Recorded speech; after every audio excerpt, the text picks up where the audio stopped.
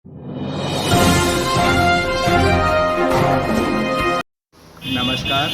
आप देख रहे हैं अपना आंदोलन यूट्यूब चैनल। आज हमारे साथ इलाहाबाद विश्वविद्यालय के छात्र नेता मनीष कुमार हैं, जो भाकपा माले से जुड़े हैं।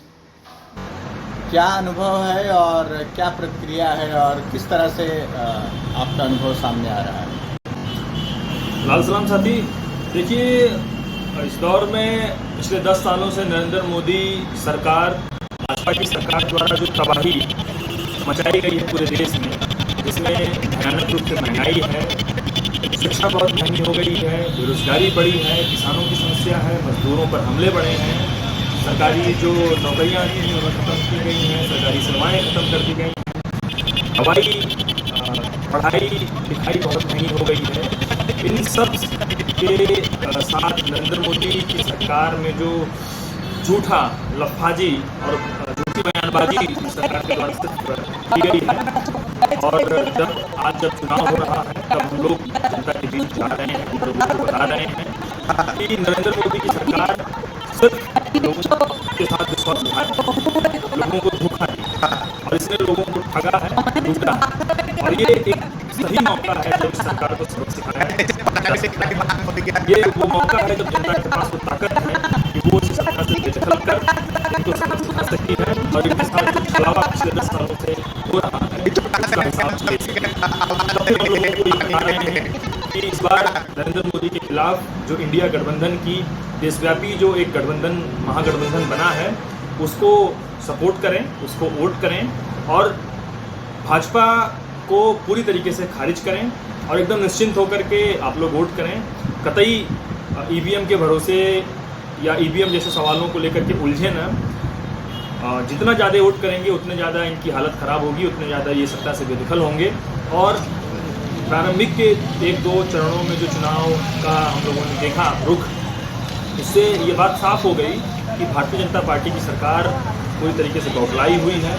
उसे इस बात का अंदाज़ा हो गया है कि इस बार उसे उसकी सरकार नहीं बनने जा रही है, और शायद इसीलिए नरेंद्र मोदी की जो भाषा शैली है वो बहुत भड़काऊ, बहुत जहरीली, बहुत सांप्रदायिक हो गई है। नरेंद्र मोदी के पास पिछले 10 सालों का जो कामकाज का कुछ भी ब्यौरा उनके पास बताने के लिए नहीं है। ना तो उन्होंने किसानों के लिए कोई काम किया है, ना तो उन्होंने मजदूरों के लिए, ना तो युवाओं के लिए। उन्होंने महिलाओं के ऊपर हमले किए हैं, उन्होंने देश की बर्बादी की इबारत लिखी है। तब फिर अभी तक यहाँ गए और किस तरह की प्रक्रिया लोगों की है, क्या अनुभव है आपके? देखिए, हम लोग जो महसूस कर पा रहे हैं, हम लोग जो दलित बस्तियां हैं, जो कामगारों की बस्तियां हैं, जो बेहद आम जन, जो लोअर मिडिल क्लास हैं, उनके बीच में जा रहे हैं इन सब बातों को लेकर के। और बहुत साफ हमें ये देखने को मिल रहा है कि देश के बड़े हिस्से में इस सरकार के खिलाफ गुस्सा है और भयानक गुस्सा है।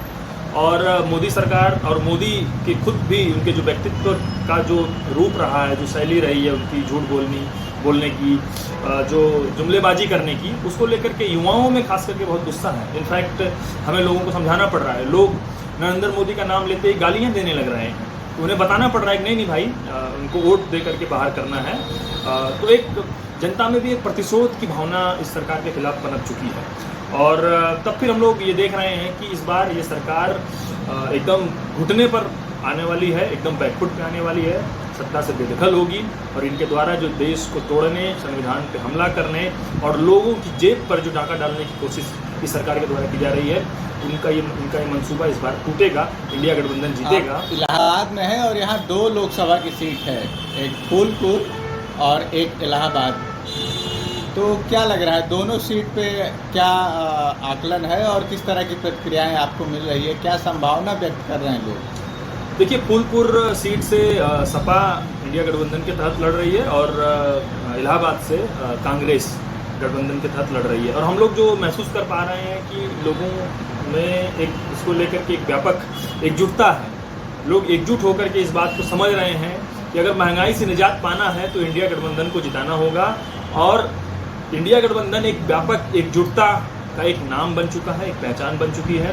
भाजपा के खिलाफ, महंगाई के खिलाफ, बेरोजगारी के खिलाफ, महंगी होती शिक्षा के खिलाफ, युवाओं के संकट, किसानों और महिलाओं के संकट, दलितों के ऊपर बढ़ते हमले, अल्पसंख्यकों के ऊपर बढ़ते हो रहे हमले, संविधान को तोड़ने की जो साजिश है, उसके खिलाफ इंडिया गठबंधन एक पहचान बन चुका है, जिसकी पॉपुलैरिटी समाज के हर एक तबके के बीच में स्थापित हो चुकी है और लोग बहुत खुल करके हम लोगों को वेलकम भी कर रहे हैं।